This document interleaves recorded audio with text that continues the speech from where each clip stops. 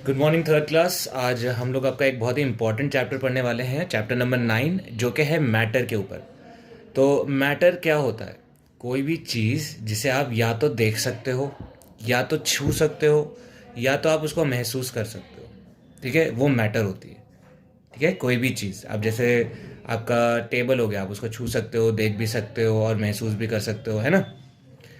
और हवा हो गई, आप उसको देख नहीं सकते लेकिन आप उसे महसूस कर सकते हो, आप स्मेल कर सकते हो। तो उसका मतलब वो भी एक मैटर है। तो मैटर क्या होते हैं? सॉलिड, लिक्विड और गैस। मैटर क्या होती है? तीन चीज़ें होती है। सॉलिड, सॉलिड वो चीज़ें होती है जिन्हें आप देख सकते हो, छू सकते हो, मतलब जैसे आपका जो चीज़ जिसका एक शेप होता है, ये सॉलिड है। ठीक है। लिक्विड यानी कि तरल चीज़, यानी कि पानी, तेल, आपका और भी जो भी आपका जो तरल चीज़ें होती हैं उसको हम लिक्विड बोल सकते हैं, ज़रूरी नहीं है पानी। और लास्ट में आता है आपका गैस। गैस यानी कि आपका हवा हो गई, ऑक्सीजन हो गया, कार्बन डाइऑक्साइड हो गई, ये सब गैसेस आपकी मैटर होती हैं। ठीक है। तो तीन तरह के मैटर होते हैं, सॉलिड, लिक्विड और गैस। यानी कि जो चीज़ जिनको आप या तो देख सकते हो, आप महसूस कर सकते हो, सूंघ सकते हो, छू सकते हो, ये सारी चीज़ें मैटर होती हैं। अब थोड़ा सा और अच्छे से समझते हैं। यहाँ पे एक टेबल दिया हुआ है, टेबल में आपको टिक करना है कि कौन सी चीज़ मैटर है, कौन सी चीज़ नहीं।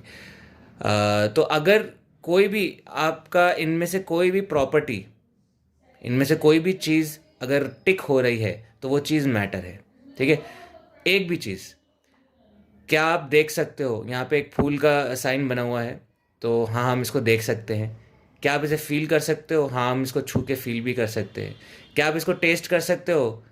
टेस्ट कर सकते हैं। यहाँ पे टिक नहीं लगा रखा, लेकिन अगर वैसे तो गुलाब खाते नहीं है, बट आप खाओगे तो आप कुछ तो टेस्ट आएगा ही ना आपको, तो आप टेस्ट भी कर सकते हो। आप स्मेल कर सकते हो, आप स्मेल भी कर सकते हो, आपको रोज़ की जो है खुशबू भी आती है। इट टेक्स अप स्पेस, तो ये आपका स्पेस जो है जगह घेरता है। तो लास्ट पॉइंट क्या है? स्पेस यानी कि जगह घेरता है। इसका क्या मतलब है कि जैसे एक ये पेंसिल का डब्बा है, मान लो एक पेंसिल का डब्बा है। तो इस पेंसिल के डब्बे में मैं 20 पेंसिल डाल सकता हूँ। 20 से एक पेंसिल ज़्यादा नहीं डाल सकता। अगर इस डब्बे की ये वो है, वो कैपेसिटी है कि इसमें 20 पेंसिल्स आती हैं। तो आप 20 से 21 पेंसिल उसमें नहीं डाल सकते। क्यों? क्योंकि उतनी जगह उसमें नहीं है। और वो जगह किस लिए नहीं है? क्योंकि पेंसिल जो है, एक पेंसिल इतनी स्पेस घेर रहा है, ऐसी ही 20 पेंसिल इतनी स्पेस घेरेगी, है ना। तो कोई भी चीज़ जो स्पेस घेरती है वो आपकी मैटर होती है। ठीक है। कोई भी चीज़ जो आपका स्पेस घेरती है वो मैटर होती है। ठीक है। अब मैंगो है, मैंगो को हम देख भी सकते हैं, छू भी सकते हैं, टेस्ट भी कर सकते हैं, स्मेल भी कर सकते हैं, और ये जगह भी घेरती है। तो ये भी एक मैटर है। रोज़ भी एक मैटर है। उसके बाद आपका ये है एक मिल्क कार्टन है, ये मिल्क है। मिल्क को हम छू भी सकते हैं, मतलब छू के भी देख सकते हैं, और देख भी सकते हैं, और टेस्ट भी कर सकते हैं, स्मेल भी कर सकते हैं, और वो जगह भी घेरती है। पानी है, तो पानी भी आपका जगह घेरता है। ठीक है। ऐसा नहीं है कि आप एक बोतल में पानी भरते जा रहे हो, भरते जा रहे हो, और पानी जगह ही नहीं घेर रहा है और बोतल कभी भर नहीं रही। ऐसा नहीं हो सकता। तो बॉटल भी भर जाती है। ठीक है। उसमें अगर 1 लीटर दूध की जगह है तो उसमें 1 ही लीटर दूध आ पाएगा, उससे 1.5 लीटर नहीं आ पाएगा, है ना। क्यों? क्योंकि दूध जगह घेरता है।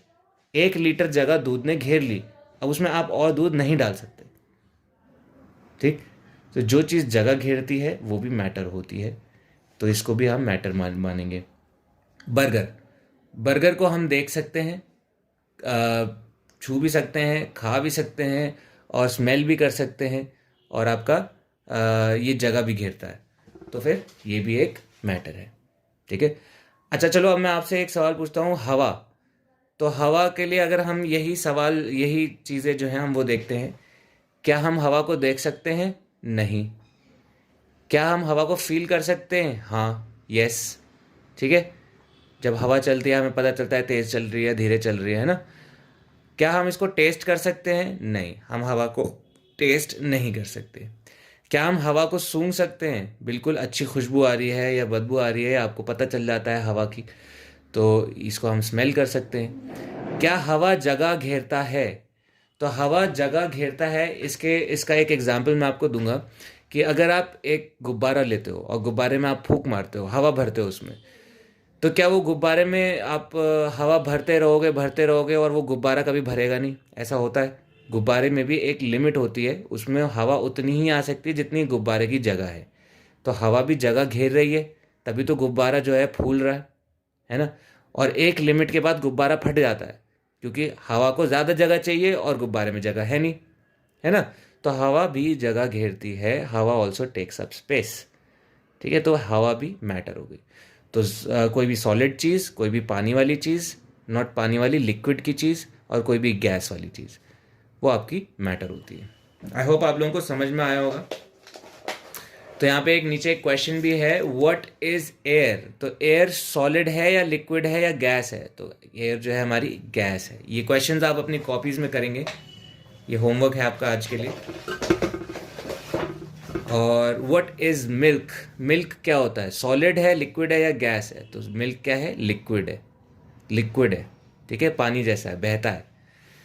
What is a desk? यानी कि टेबल क्या होती है? सॉलिड है, लिक्विड है या गैस है? टेबल तो हमारी हम फिक्स शेप है ना उसका, पानी की तरह बहता तो नहीं रहता आपका टेबल, या हवा में उड़ नहीं रहा होता।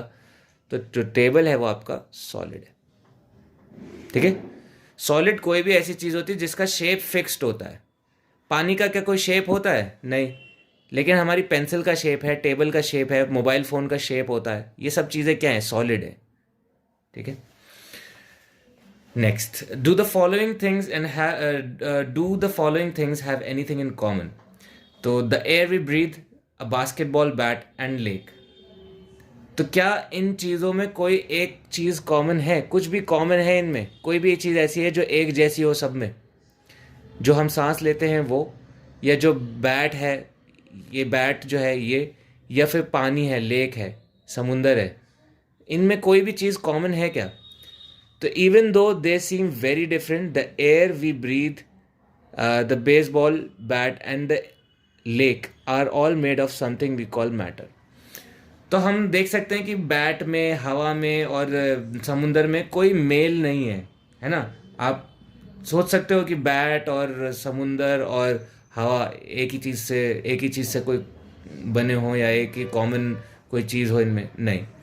लेकिन आपको ये नहीं पता होगा कि हर चीज़, चाहे बैट हो, चाहे हवा हो, चाहे लेक हो, यानी कि आपका नदी हो, ये सब जो हैं किसी न किसी मैटर से बने होते हैं, किसी न किसी मैटर से बने होते हैं। फॉर एग्जांपल, जैसे आपका ये बैट है, बैट किससे बना है?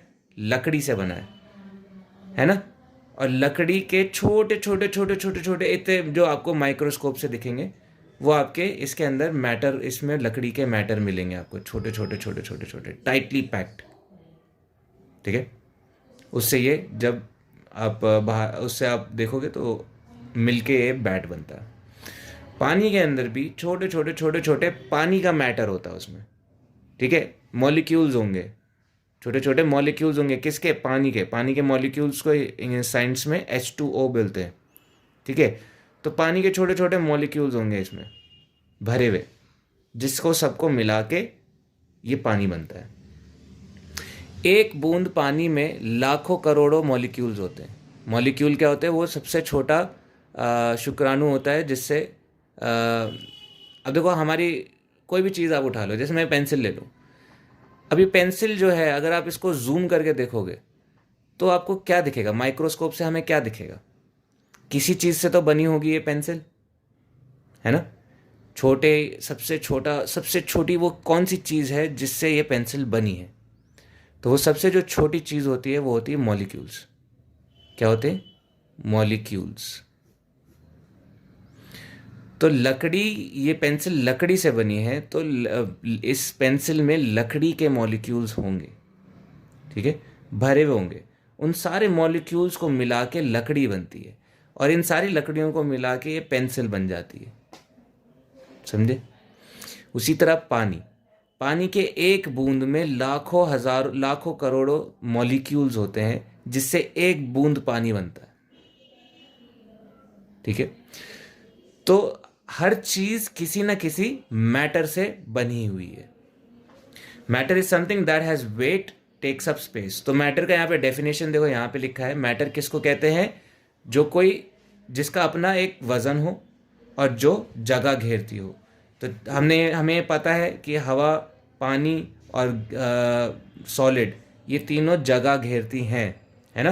अब हमें ये भी पता है कि ये तीनों का अपना एक वज़न भी होता है। हवा का भी अपना एक वज़न होता है, हल्का होता है लेकिन अपना वज़न होता है, ठीक है।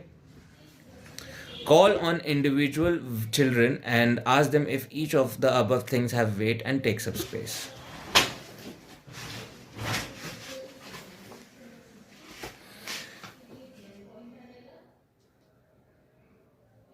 तो ये एक एक्टिविटी है, ये एक्टिविटी हम बाद में भी कर सकते हैं। फिलहाल हम अपने चैप्टर को आगे पढ़ेंगे।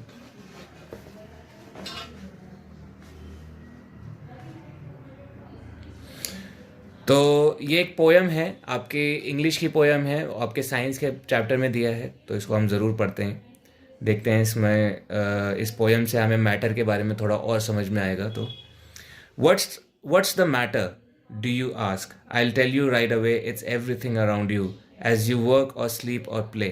ठीक है, तो मैटर क्या है आप पूछ रहे हो, अब मैं आपको बताता हूँ। I will tell you right away मतलब मैं आपको अभी बताता हूँ। It's everything around you. It's you work or sleep or play. As you work, sleep or play.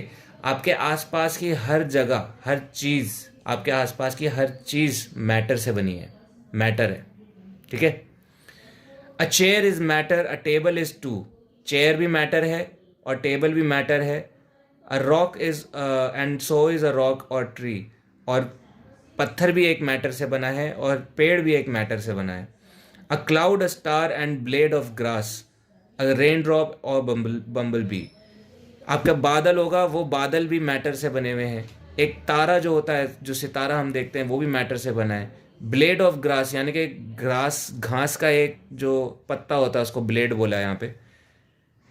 Blade of grass हो या एक बारिश की बूंद हो या कोई मधुमक्खी हो, ये सब इंसान, जानवर, हवा, पानी, सब कुछ मैटर से बना हुआ है, ठीक है। The earth is a matter, so is the sea and the sky is a matter to.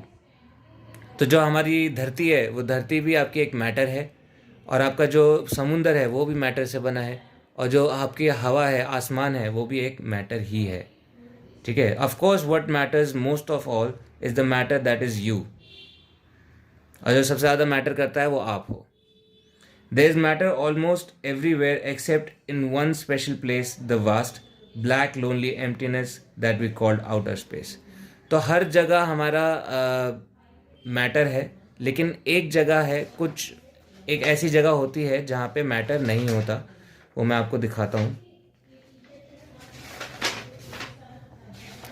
जो आउटर स्पेस होता है हमारा, वो मैटर वहाँ नहीं होता, मैं आपको दिखा देता हूँ।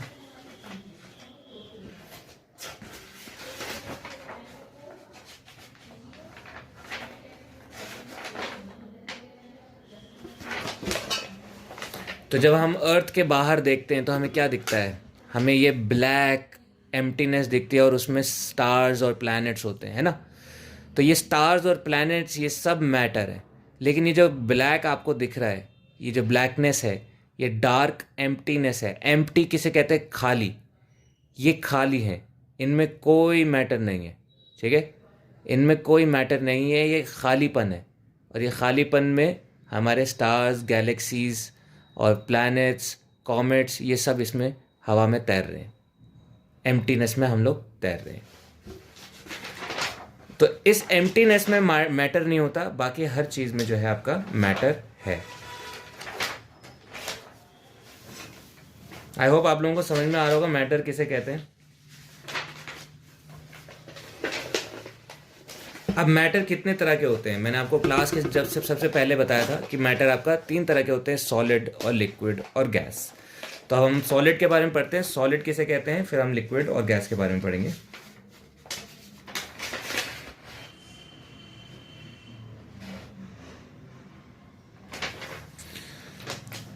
तो solids have a fixed shape, they occupy a fixed area. This also means that solids have fixed size. तो सॉलिड का क्या होता है, शेप एकदम फिक्स होता है। ऐसा नहीं कि अभी कि ये पेंसिल है तो अभी थोड़ी देर में कैंची बन जाएगी या थोड़ी देर में पानी बन जाएगा, ऐसा नहीं होता। सॉलिड की एक फिक्स शेप होती है और वो वही रहती है, वो चेंज नहीं होती। जैसे पानी को हमने बॉटल में डाल दिया तो बॉटल की शेप ले ली, हमने पानी को ज़मीन पे गिरा दिया तो वो फैल गया तो शेप बदल गई। तो उस तरह पेंसिल की या किसी भी सॉलिड चीज़ की शेप नहीं बदलती। फॉर एग्जांपल आपका किताब हो या आपका ये कोई खिलौना हो या कोई पेंसिल्स हो, ये सब की शेप सेम रहती है, ठीक है। तो इनकी शेप सेम रहती है और ये जो एरिया कवर करते हैं, जैसे अगर एक किताब, ये पेंसिल है, ये इतनी जगह घेर रहा है, जितनी मेरे हाथ में ये इतनी जगह घेरता है, तो ये अभी 2 घंटे बाद इतनी मोटी नहीं हो जाएगी, ज़्यादा जगह नहीं घेरेगी, ये उतनी ही जगह घेरेगी जितनी अभी घेर रही है। तो सॉलिड एक फिक्स्ड जगह घेरता है और उसका एक फिक्स्ड शेप होता है, ठीक है। जगह भी फिक्स्ड घेरता है और शेप भी फिक्स्ड होता है। They are hard and do not flow, ये हार्ड होते हैं। सॉलिड क्या होते हैं? हार्ड होते हैं। आप इनको उठाओगे तो ये इसी शेप में रहेंगे क्योंकि ये हार्ड है। पानी को आप उठाओगे तो वो जिस शेप, जो आपका हाथ का शेप है वैसा शेप ले लेगा पानी, है ना, क्योंकि वो हार्ड नहीं होता। तो ये सब एग्जाम्पल्स हैं, नीचे लिखे हुए हैं। वुडन टॉय, आपका शेप, ये unless it is broken down it is hard and does not flow away like water. हाँ, तो सॉलिड का शेप चेंज नहीं होता, ये हमने ऊपर पढ़ा।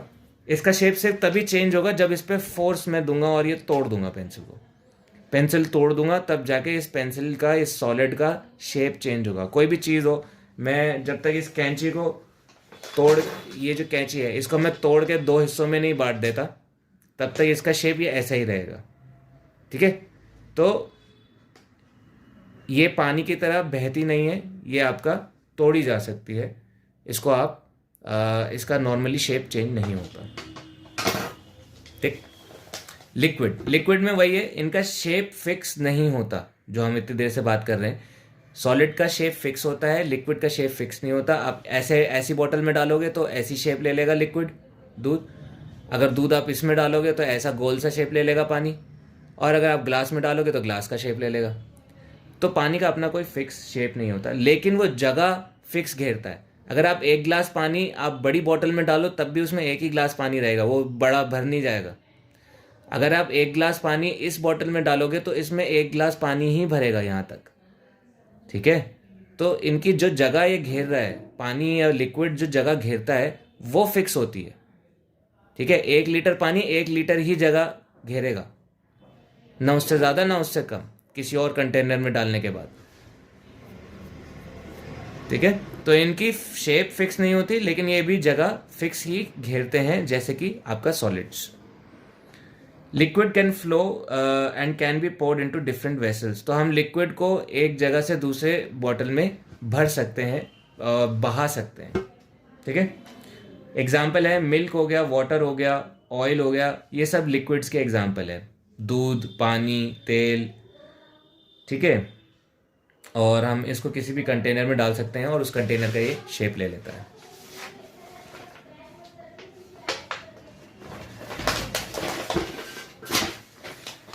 लास्ट आता है आपका गैसेस। तो गैस किसे कहते हैं? गैसेस की अपनी कोई शेप नहीं होती, गैसेस की अपनी कोई शेप नहीं होती। They do not have a fix volume. तो जैसे पानी की कोई शेप नहीं होती तो हवा की भी कोई शेप नहीं होती, ठीक है। लेकिन पानी एक फिक्स जगह घेरता है ना। आपने 1 गिलास पानी डाला, आपने दूसरी ग्लास में डाला तो उसमें भी 1 ही गिलास पानी आएगा। अगर आपने बर्तन में डाल दिया तो भी उसमें 1 ही गिलास रहेगा। लेकिन क्या आप 1 गिलास में हवा भर सकते हो? ये लो 1 गिलास हवा ले लो, नहीं हो सकता।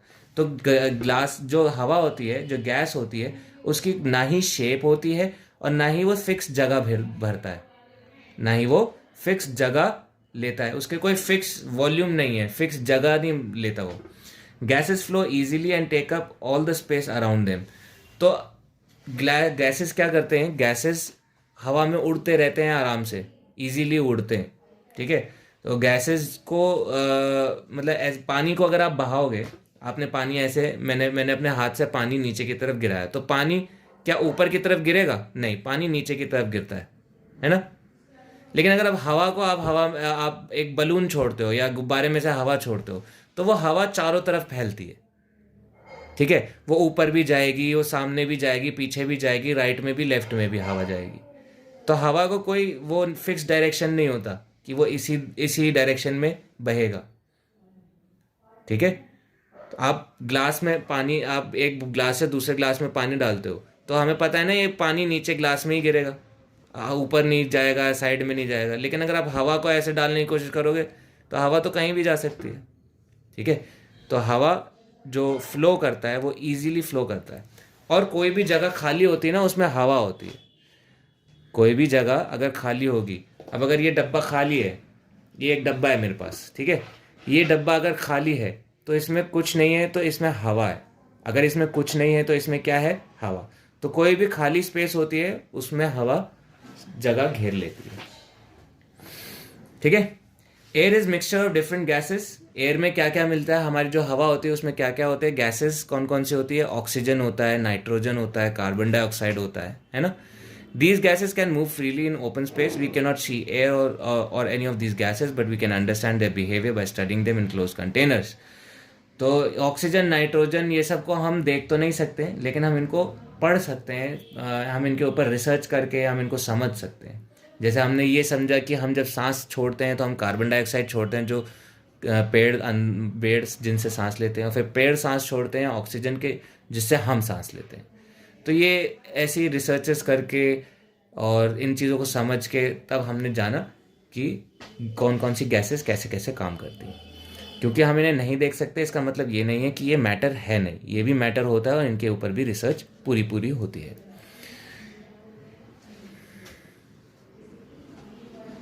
और गैस की कोई शेप नहीं होती, कोई जगह नहीं घेरते, लेकिन इनका अपना वज़न होता है।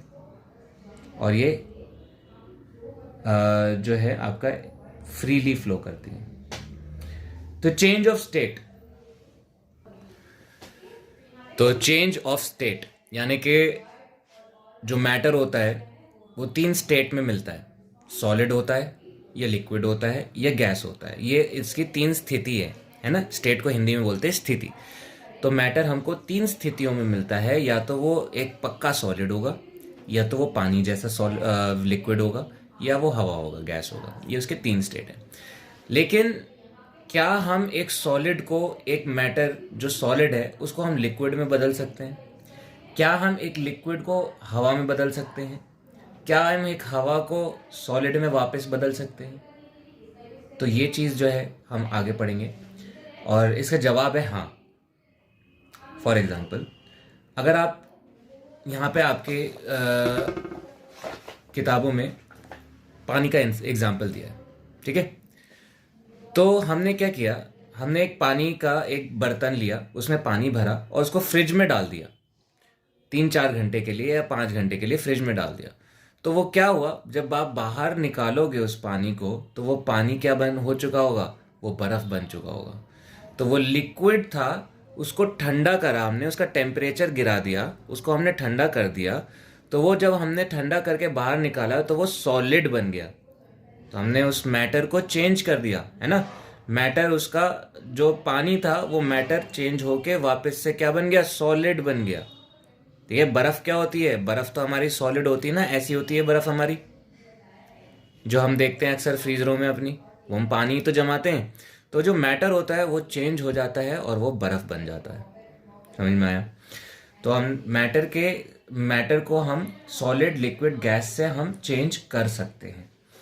आगे देखते हैं, leave the ice outside for some time, the temperature of the room is higher than the temperature in the freezer, so the ice gets heated, you will see that the ice melts and changes into water. अच्छा, ये जो हमने पानी को जमाया, इसको हम English में बोलते हैं फ्रीजिंग। क्या बोलते हैं? फ्रीजिंग। तो अगर हम मैटर को, अगर हम टेम्परेचर बढ़ा दें, कुछ मैटर ऐसे होते हैं अगर हम उनका टेम्परेचर बढ़ा दें तो उसका मैटर का स्टेट चेंज हो जाता है। स्टेट चेंज हो जाता है मतलब सॉलिड से लिक्विड बन जाएगा, या तो लिक्विड से गैस बन जाएगा, या गैस से लिक्विड बन जाएगा। कुछ ना कुछ मैटर में चेंजेस आ जाएंगे। तो हम यहाँ पे फ्रीज करा हमने पानी को, तो वो सॉलिड बन गया, बर्फ़ बन गया। उसी तरह अगर हम बर्फ़ को गर्म कर दें, अगर हम बर्फ़ को गर्म कर दें तो वो क्या बन जाएगा, वो पानी बन जाएगा। तो इसका मतलब वो सॉलिड से वापस क्या बन गया, लिक्विड बन गया। तो उसका स्टेट चेंज हो गया। गरम करने पे, ठंडा करने पे वो सॉलिड बन गया, गरम करने पे ये लिक्विड बन गया। सॉलिड जो है हमारा लिक्विड बन गया। अगर हम तो इस प्रोसेस को सॉलिड से लिक्विड बनाने को हम मेल्टिंग बोलते हैं। ठीक है, तो सॉलिड से मेल्ट करके लिक्विड बन गया तो उस प्रोसेस को बोलते हैं मेल्टिंग। इस प्रोसेस को सॉलिड से लिक्विड बनाने को मेल्टिंग बोलते हैं। अब अगर हम पानी को और गर्म करें तो क्या हो जाएगा? पानी हवा बन जाएगा, भाप बन जाएगा। ठीक है, चाय बनाते हैं, देखते हो ना, ज़्यादा चाय जला दें तो चाय खत्म ही हो जाती है। क्यों हो जाती है? वो पानी कहाँ चला जाता है? वो हवा में चला जाता है, वो भाप बन जाता है।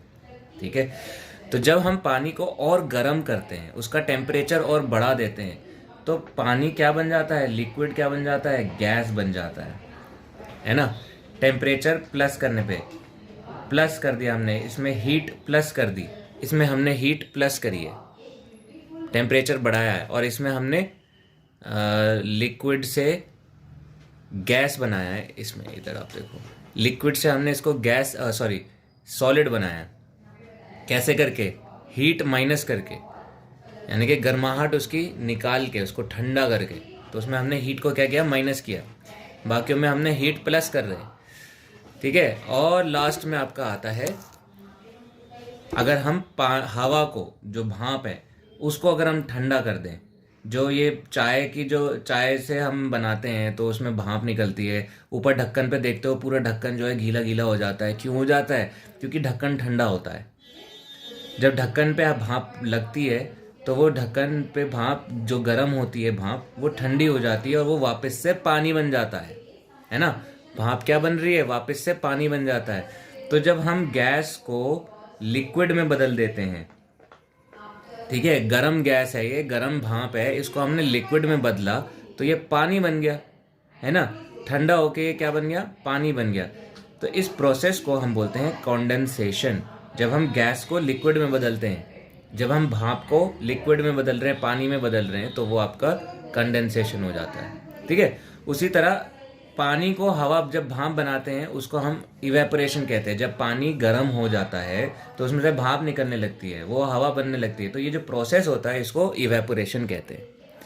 ठीक है, फ्रीजिंग मतलब जमाना, मेल्टिंग मतलब आपका उसको पिघलाना, इवेपोरेशन मतलब भाप बनाना, और कंडेंसेशन यानी कि भाप को वापस से पानी बनाना। सिंपल है। अब इसी से आपको आगे का टॉपिक आपका समझ में आएगा, जो कि है आपका रेन साइकिल और वाटर साइकिल। तो हम बारिश कैसे होती है, क्यों होती है बारिश? वो जो ये मैटर हमने अभी पढ़ा है कि मैटर कैसे पानी इवेपोरेट होता है, कैसे हम गैस को कंडेंस करके वापस पानी बना सकते हैं। तो ये सारी चीज़ें जो होती हैं, इससे हमारी बारिश का भी हमको अच्छा जो है रोल समझ में आता है कैसे होता है। तो यहाँ पे देखो, आपको मैं पहले हिंदी में समझाऊं, फिर आपका जो बुक में लिखा है वो समझाएंगे। तो जब धूप होती है, गर्मियाँ होती है, या आप फोटो देखो, जब आपकी गर्मियाँ होती है तो समुंदर का जो पानी होता है, जो ढेर सारा पानी होता है, वो भी भाप से हवा में उड़ने लगता है, भाप बनने लगता है, इवेपोरेट होने लगता है। अब ज़रूरी नहीं है कि नीचे गैस जलेगी तभी जो है पानी जो है इवेपोरेट होगा, ऐसा नहीं है। जब बहुत ज़्यादा गर्मी होती है, ठीक है, और बहुत ज़्यादा गर्मी होती है, आप किसी ज़मीन पे आप थोड़ा सा पानी गिरा के देखो, तो वो जो पानी आप देखोगे वो उड़ जाता है, वो सूख जाता है पानी। तो वो सूख जाता है, वो कहाँ जा रहा है? ज़मीन के अंदर जा रहा है? नहीं, वो हवा में जा रहा है। ठीक है, तो ज़रूरी नहीं है कि नीचे हीटर चलेगा तभी जो है पानी भाप बनेगा। समुद्र का पानी भी इसी तरह गर्मी होने की वजह से, धूप की वजह से भाप बनने लगता है।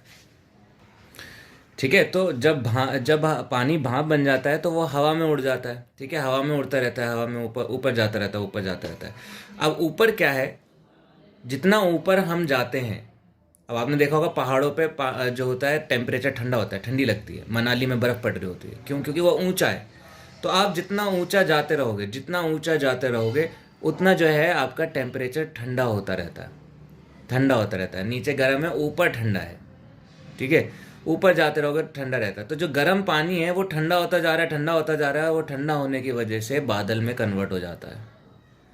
ठीक है, इकट्ठा हो जाता है। ठीक है, और फिर बादल जब, और अभी भी ये वेपर ही है, ऊपर जो है ये सारा यहाँ पे जो आपका भाप है वो यहाँ ऊपर जमा हो गया। ठीक है, अब ये यहाँ ऊपर ठंडा हो रहा है, जब ये ठंडा हो जाता है और बादल हवा के ज़रिए थोड़ा और आगे चले जाते हैं, तो बादल चल चल के इधर आ गए, ठंडे हो गए, तो ये पानी में बदल जाते हैं। ये जो भाप है हमारी, जो ये बादल की भाप है, ये भाप पानी में बदल जाती है और फिर वो धीरे धीरे ऐसे बरस जाती है ज़मीन पे। ठीक है, ज़मीन पे पानी लिक्विड बन के, अब देखो मैटर चेंज हो गया, भाप से वापस से कंडेंसेशन हुआ और कंडेंसेशन से पानी जो है भाप जो है पानी बन गया और बारिश की तरह बारिश बन के हमारे ज़मीन पे वो बरसा। अब क्या होता है, हमारे ज़मीन के नीचे से भी वाटर टेबल होती है, पानी का एक स्रोत होता है ज़मीन के अंदर, ज़मीन के नीचे। आप देखते होंगे ना, बोरिंग वगैरह लोग करते हैं, कहीं ज़मीन में कहीं एक पाइप गाड़ते हैं और पानी निकल आता है। क्यों निकल आता है? क्योंकि ज़मीन के नीचे कहीं हमारे वाटर टेबल है। ठीक है, यानी कि पानी है। तो ये जो पानी है ज़मीन पे गिरता है, फिर वो ज़मीन से अंदर घुस के वो वापस हमारी वाटर टेबल पे चला जाता है। और ये सारी वाटर टेबल्स कहाँ जुड़ रही हैं? जाके आगे जाके नदियों में जाके जुड़ रही हैं। तो ये एक साइकिल है, समझ रहे हो? पानी यहाँ से गया ऊपर और ऊपर से वापस से ज़मीन पे पड़ा, ज़मीन को पानी मिल गया, ज़मीन को हरियाली मिल गई, फिर जो बाकी का पानी बचता है वो वापस से नीचे जाता है, वाटर टेबल में मिल जाता है, फिर वाटर टेबल से वापस से नदी में आ जाता है। तो ये सर्कल चलता ही रहता है, चलता ही रहता है, समझे? तो ये बहुत इम्पोर्टेंट वो है। अगर पानी नहीं बरसेगा, बारिश नहीं होगी, तो हमारी खेती बाड़ी हो गई या हरियाली हो गई, ये सब ख़त्म हो जाएगी, है ना। और भी बहुत तरह की परेशानियां हमें हो सकती है। तो ये नेचर का या खुदा का ये बहुत ही यूनिक सिस्टम है, बहुत ही मज़ेदार सिस्टम है अगर आप इसको समझने की कोशिश करो तो। ठीक है, तो इंग्लिश में भी पढ़ लेते हैं एक बार क्या लिखा है। The sun heats up the water on the surface of the pond, river, lakes and seas and changes into water vapour. तो सन गर्म कर देता है पानी को, जो कि पॉन्ड्स का पानी हो, रिवर का पानी हो या समुद्र का पानी हो, उसको भाप बना देता है, वाटर वेपर बना देता है। Water vapour is a gas. Water vapour क्या होती है? गैस हो जाती है। वो स्काई में जाता है, हवा मतलब ऊपर आसमान में जाता है। High up in the sky it is cooled. तो जब वो ऊपर आसमान में पहुंच जाता है, वहां पे ये ठंडा हो जाता है। Here the water vapour cools down and turns back into tiny drops of water. तो यहाँ पे क्या होता है, जो बादल होता है उसमें अभी पानी ठंडा हो रहा है, मतलब गैस ठंडी हो रही है, तो वो धीरे धीरे क्या है, पानी में बदल रही है। These tiny drops join together to form clouds. तो ये जो पानी के जो छोटे छोटे ड्रॉप्स बनते हैं, ये सब एक साथ मिल जाते हैं, इससे भाप बन जाती है, एक बादल सा बन जाता है। ठीक है, और जब ये बादल भारी होता जाता है, पानी जैसे जैसे ठंडा होता जाता है और ठंडा होता रहता है और पानी जुड़ता रहता है आपस में, बादल के जो पानी के ड्रॉपलेट्स हैं वो और जुड़ते रहते हैं, तो पानी भारी होने लगता है। जब पानी भारी हो जाता है तब वो हवा में उड़ता नहीं रह सकता, वो नीचे गिरेगा। इसीलिए जो है बारिश की तरह फिर वो जो बादल है वो फटता है, वो बादल में पानी जो है आपका बरसता है ज़मीन पे। तो rain water flows back to the river. Rain water वापस से जो आपका जो बारिश का पानी है वो वापस से आपके वाटर टेबल में जाता है, वहाँ से वापस से रिवर्स, लेक्स और सीज में जहाँ से वो आया है वो वहाँ से वापस पहुँच जाता है। तो water gets heated by the sun, turns into the water vapour and rises up in the sky to form cloud. फिर उसके बाद गर्मी पड़ती है, दोबारा गर्मी पड़ती है, दोबारा हवा चलती है, दोबारा बारिश होती है, दोबारा वो पानी वापस से समुद्र में आ जाता है। तो ये जो पूरा साइकिल है इसको हम रेन साइकिल या वाटर साइकिल कहते हैं। तो यहाँ पे आपका चैप्टर खत्म हो जाता है। ये मैटर का एक बहुत ही इंटरेस्टिंग, बहुत इंपॉर्टेंट चैप्टर है। ये मान लो अगर आपका इतना पूरा बहुत बड़ा ये आपका टॉपिक है, मतलब आपको 3-4 साल लगेंगे साइंस के, तब ये चैप्टर आपका थोड़ा आपके क्लियर होगा। अभी ये जो है बहुत ही छोटा टॉपिक है देखा जाए तो कंपैरेटिवली। ठीक है, तो इसको थोड़ा अच्छे से पढ़ो, नहीं समझ में आए तो फ़ोन करके पूछो, समझो, या फिर स्कूल आके आप अगर आप कुछ पूछना चाहते हो तो आप पूछ सकते हो।